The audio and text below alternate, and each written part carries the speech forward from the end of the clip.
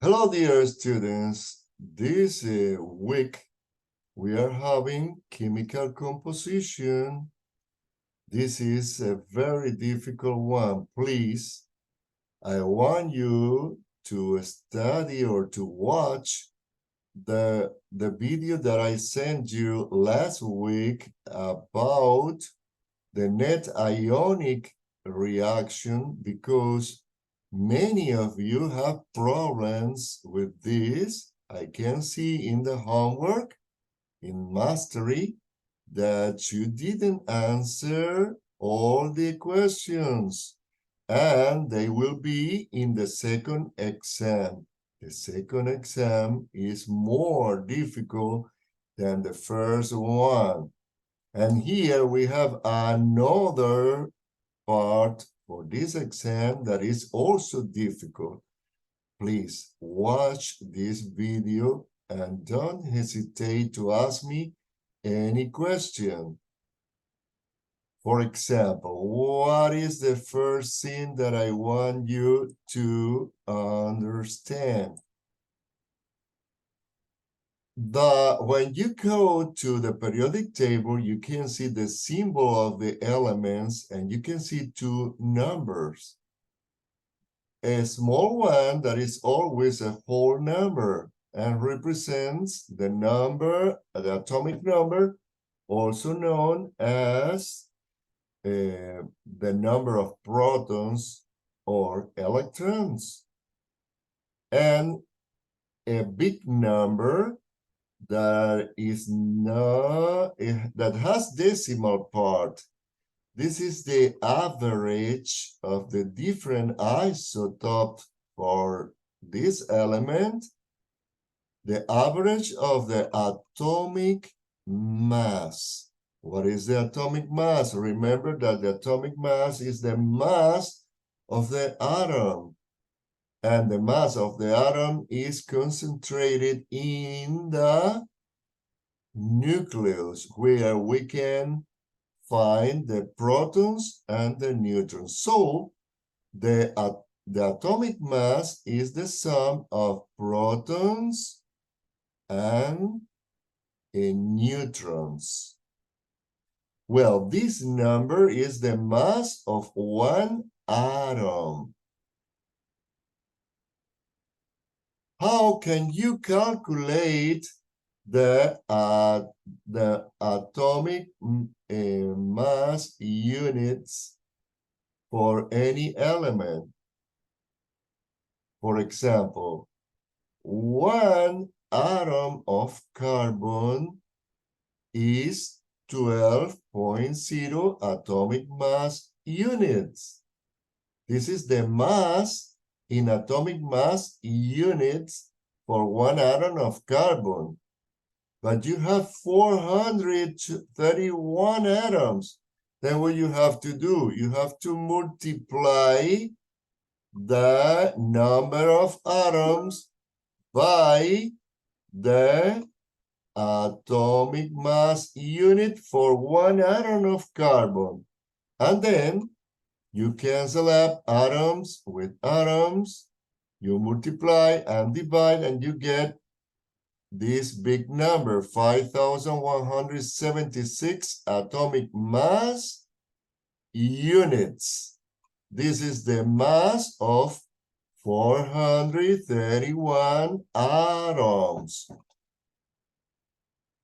You are using here a conversion factor. Remember, I told you you can use the atomic mass or the mass of one atom as a conversion factor to calculate the number of atoms. Remember, the math in chemistry is dimensional analysis, where we use conversion factors to get our answer.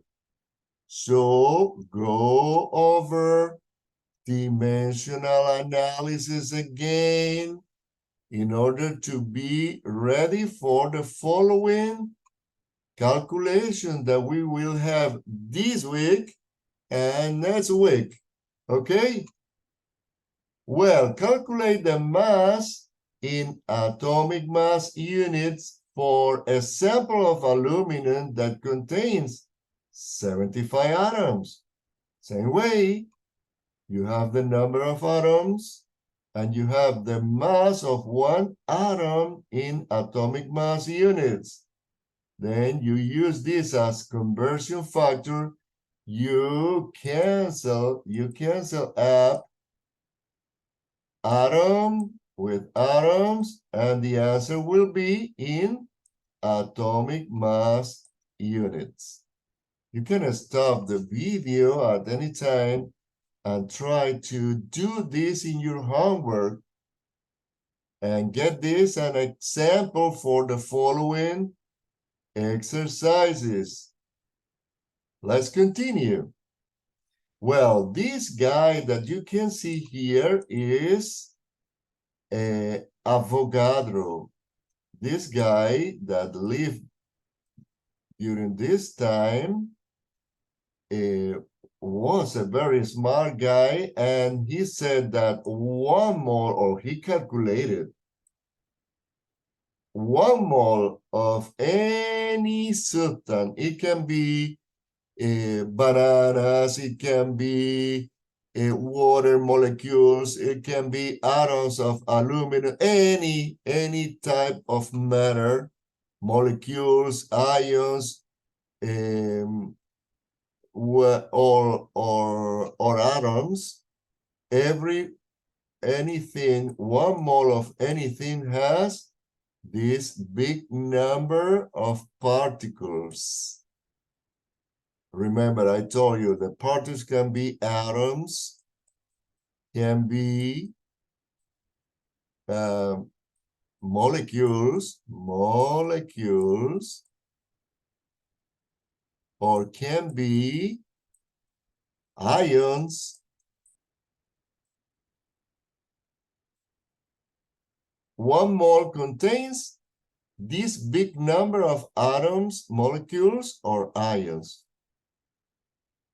Well, 1 mole is similar to the concept of dozen. What is the meaning of a dozen? Well, a dozen is 12. 12 what? Well, 12 students, 12 bananas, 12 anything. A dozen is 12. Well, 1 mole is this big number of atoms, molecules, ions, anything. Please, you have to memorize this number because we are going to use it from now on a lot of times. Well, here you have that 1 mole is 6.2 times 10 to the 23, as I told you, atoms, in general, particles, okay? Well, what is 1 mole? 1 mole, that the unit of mole is mole,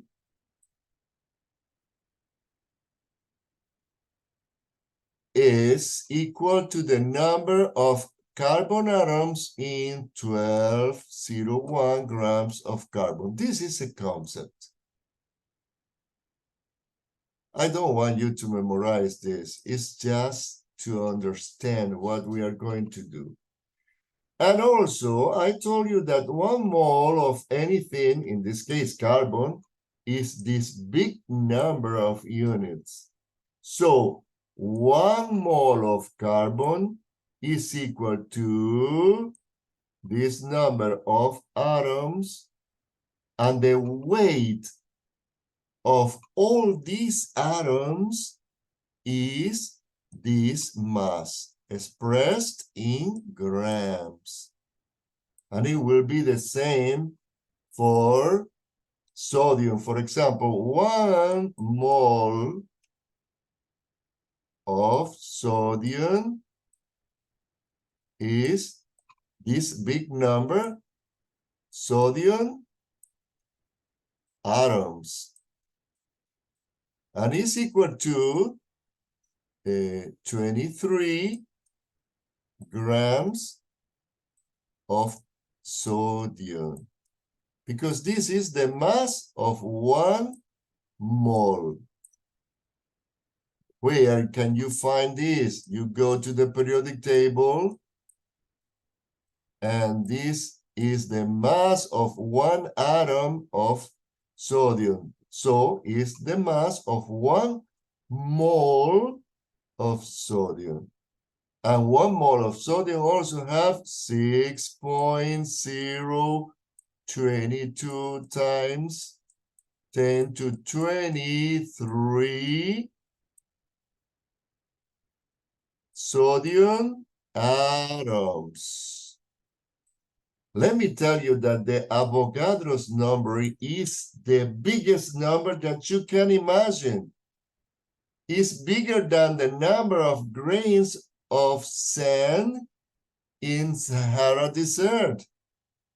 It's bigger than the distance from here to the moon. Then Avogadro's number is a very, very big number. Look at this. The number of atoms present in 1 mole of aluminum, gold, iron, sulfur, boron, xenon, any atom, any type of element, is this big number. Then 1 mole of any type of element is this big number of atoms. But 1 mole of aluminum is 2698 grams. 1 mole of gold is 196.97 grams of gold, and so on for every element. That's why you go to the periodic table and you can get the mass of any element for 1 mole of this element, of course. Remember, the atomic mass is the mass of 1 mole of every element in the periodic table. Got it? Well, which of the following is closest to the average mass of 1 atom of copper? This exercise is in the presentation that you have to study this week. Is in the book. Well, the question is, 1 atom of copper, how many atoms are how many atoms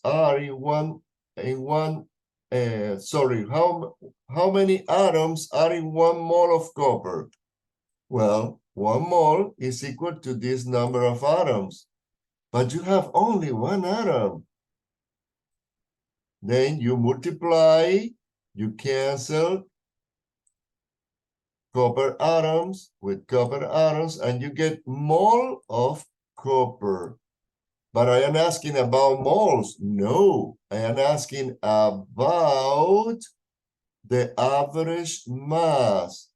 So I have to multiply also by the mass of 1 mole of copper. This is from the periodic table. And now you cancel atom with atoms, mole with mole, and the answer will be in grams. That is a unit of mass. Then you multiply 1 by 1 by 63.55, and you divide by the Avogadro's number, and you will get that 1 atom of copper has this very small mass. This is an example of exercises. Please Stop the video and do it in your notebook so that you can realize what I am explaining by yourself.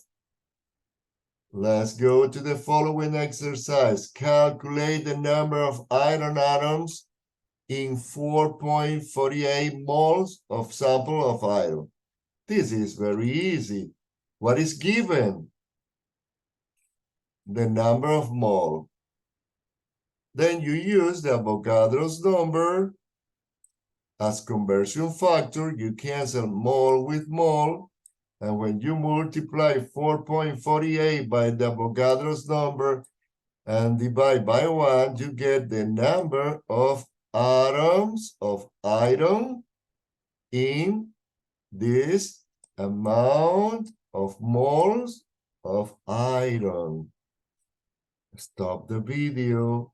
As you can see, I am using the Avogadro's number as conversion factor to get the number of atoms from number of mole. Then here I am going from mole to atoms. And the conversion factor that I am using in this case is Avogadro's number. Stop the video and do this exercise in your notebook. Okay, let's continue.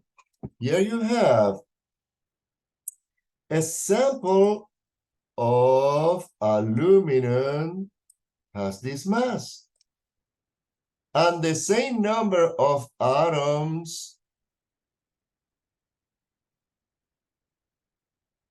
and has the same number of atoms as in how many grams of gold?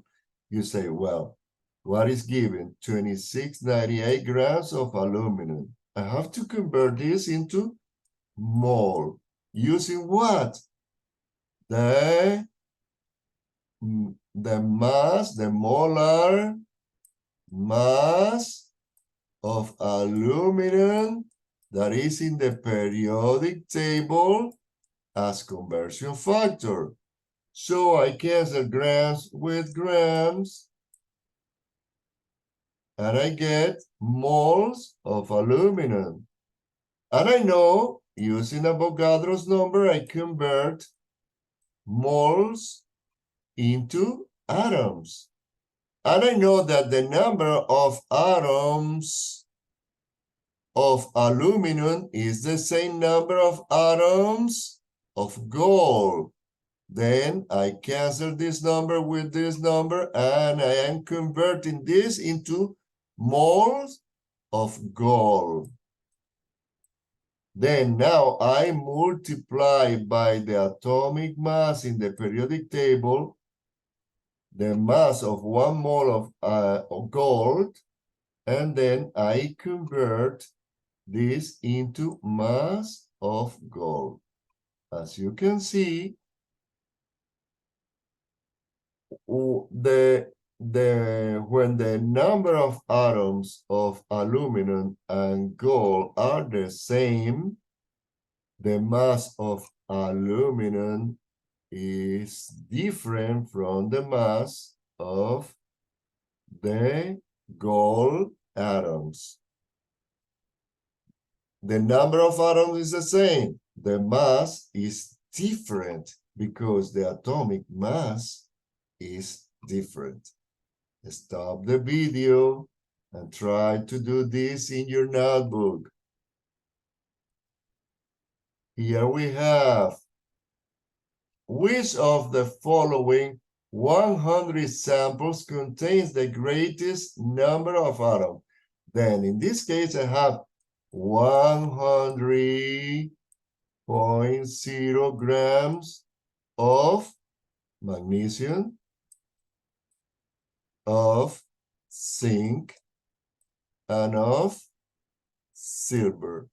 And the question is, greatest number of atoms.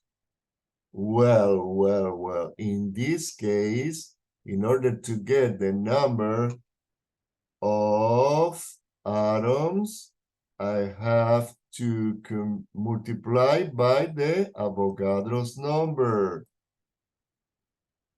And I can see that the smallest number is for magnesium, that has the smallest atomic mass.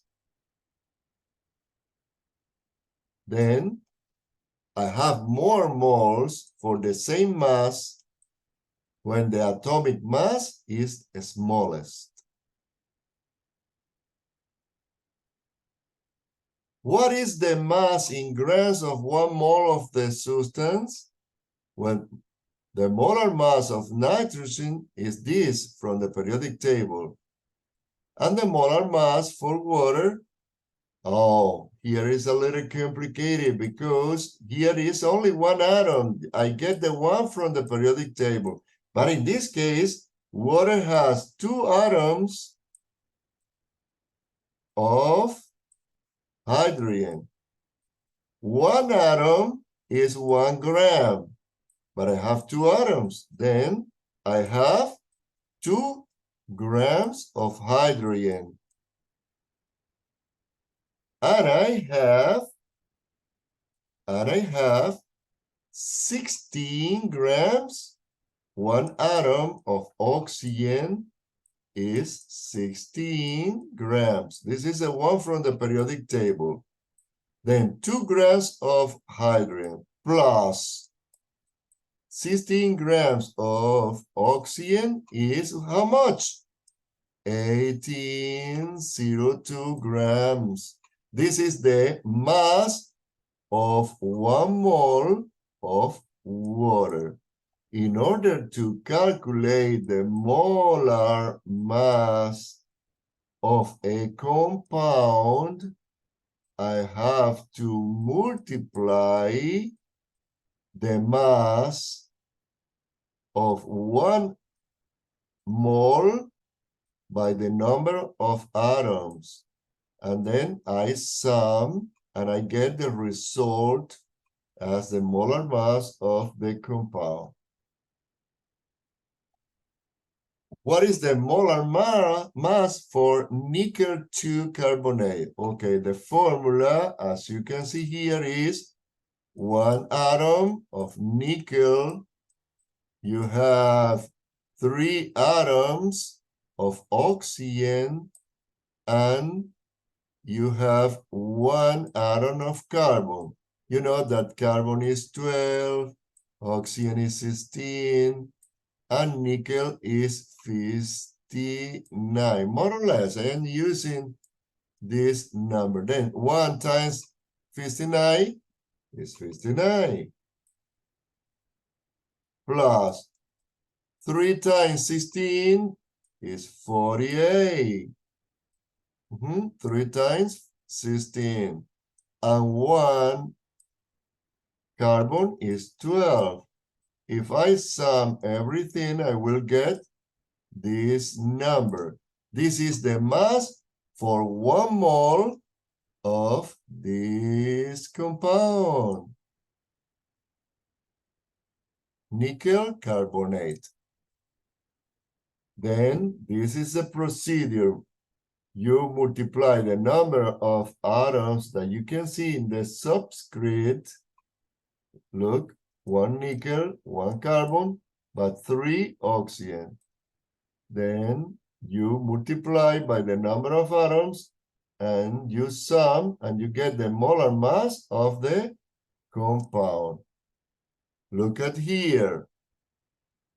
How many grams of fluorine are present in 1 molecule of boron trifluoride? Well, the first thing that I have to do is to calculate the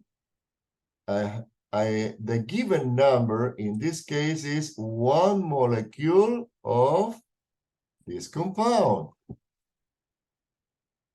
And in one molecule of this compound, you have 3 atoms of fluorine. Look, B, F, 3. 3 atoms of fluorine in 1 mole of this compound. Then 1 molecule contains 3 atoms of fluorine. And I know that I have this big number of atoms of fluorine in 1 mole of fluorine. This is Avogadro's number using to convert a mole into particles. And later, I have that from the periodic table, 1 mole of fluorine is this number of grams of fluorine. This is from the atomic mass from the periodic table. Using these conversion factors, I cancel molecule with molecules, atoms of fluorine with atoms of fluorine, mole of fluorine with mole of fluorine, and I get the mass, that is this number. This is the mass of 1 molecule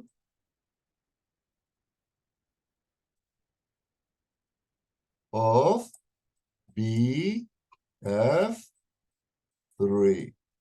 Please stop the video and try to understand it. If you still have problems, don't hesitate. Send me an email asking me for a meeting, and I will be with you by Zoom at some time that we can meet. Let's continue to the following exercise. Mass percent. This is a very important exercise. How to calculate the mass percent.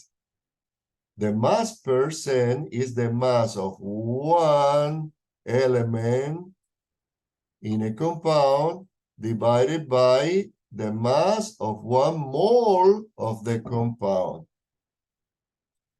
For example, you know for example, the mass of carbon in this compound, you have 2 atoms of carbon, then you have 2 moles, and the mass of 1 mole is this from the periodic table. Then you multiply 2 times 12, and you get the mass of carbon in this compound,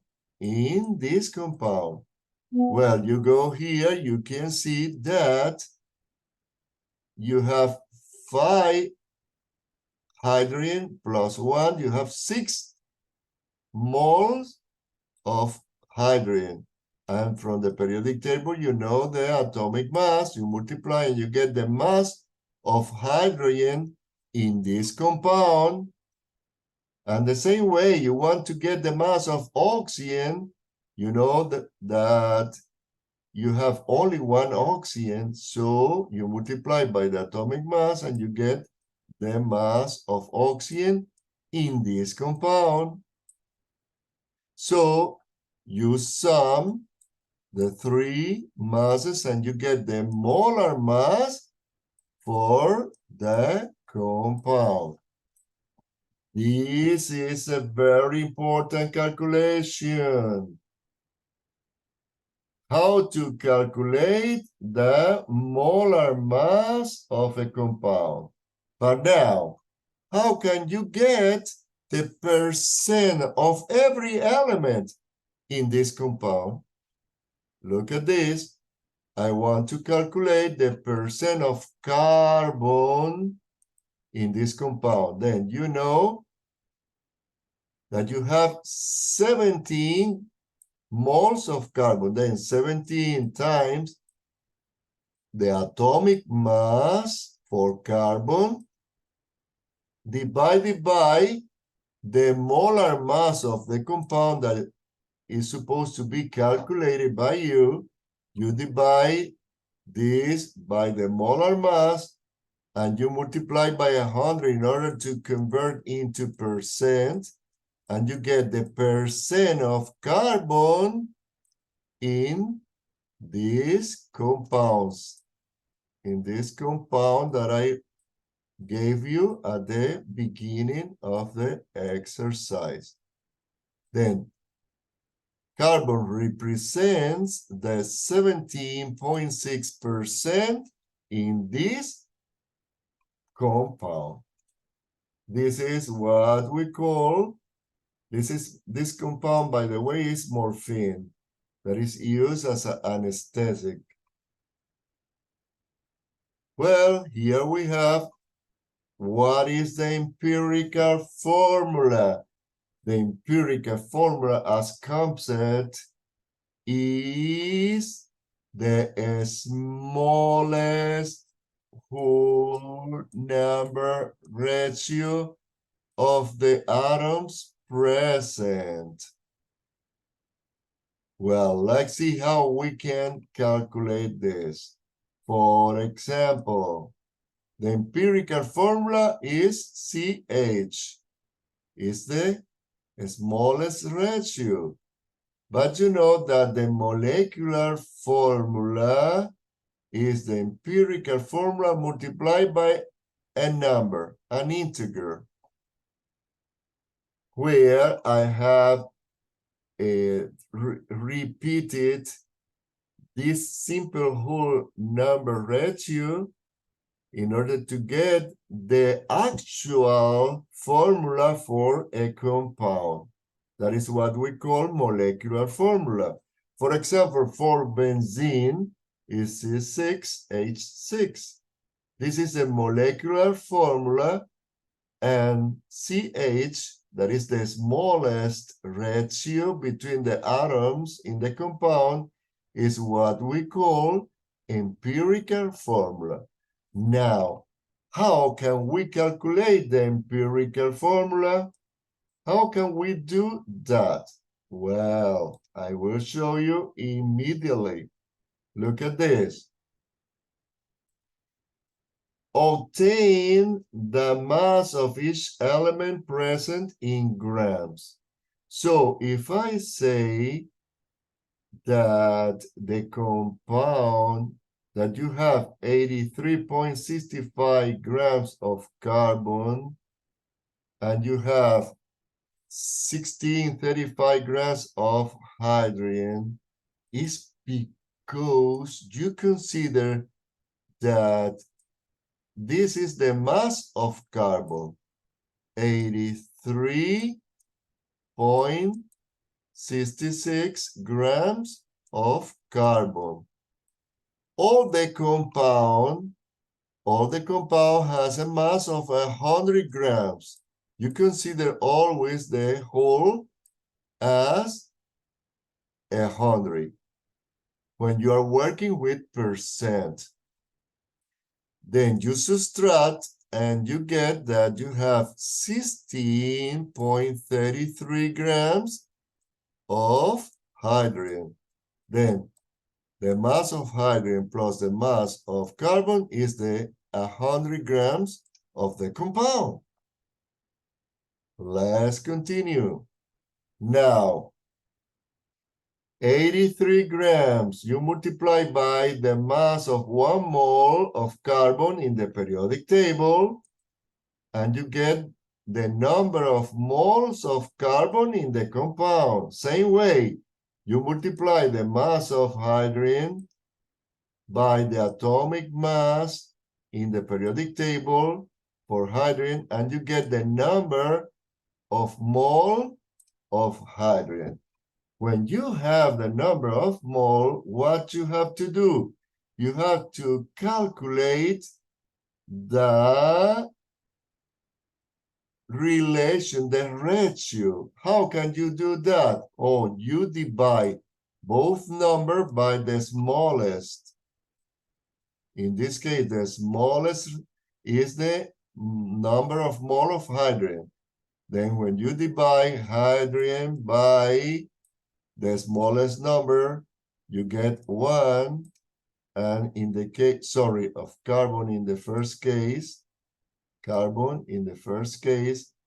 and hydrogen, in this case, you get this number. Oh, but this number is not an integer. It's not a whole number. Then how can we convert this into a whole number? Well, multiplying by one number that give you a whole number. Let's try with 3. Okay, here we get 3, and here I get 9.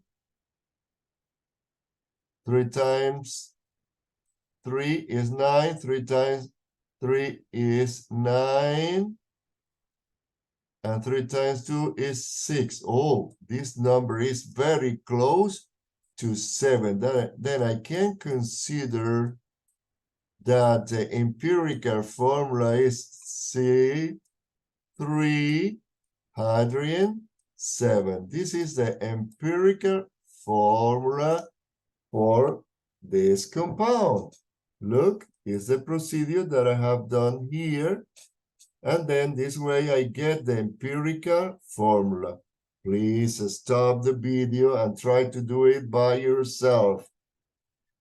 Look, if the empirical, in this case, let me do this, a compound that contains carbon and hydrogen and has this mass of carbon, then you want to know the molar mass of the compound is this.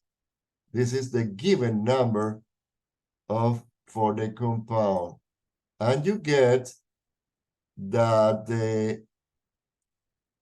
the molar mass for the empirical formula is this one.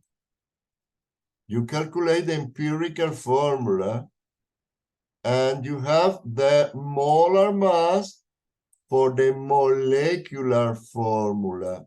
What you do, you divide the molar mass of the molecular formula by the molar mass for the empirical formula that you can calculate. You know how to calculate molar mass of any formula, and you get 2. What does it mean? That if the empirical formula is C3H7, and you have to multiply everything by 2, the molar mass will be C6H14. This is the molecular formula for this empirical formula. Well, that's all for today. I hope that you understood. If not, don't hesitate and ask me.